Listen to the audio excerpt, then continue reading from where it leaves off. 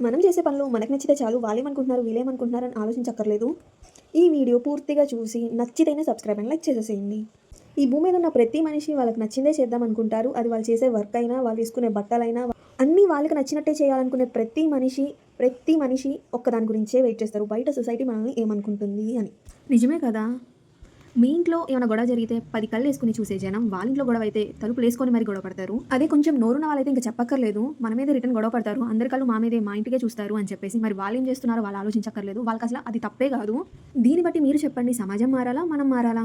నా ఒపీనియన్ ప్రకారం అయితే మనమే మారాలి. ఎదుట వాళ్ళ గురించి పట్టించుకోవడం మానేయాలి ఫస్ట్. వాళ్ళేమనుకుంటారు అని ఆలోచించడం మానేయాలి. కానీ ఈ పాటికి మీ అందరికీ డౌట్ వస్తది. మనందరం సమాజంలోనే బతుకుతున్నాం కదా! వాళ్ళ విలువ కూడా తెలుసుకొని ఉండాలి కదా అని చెప్పి.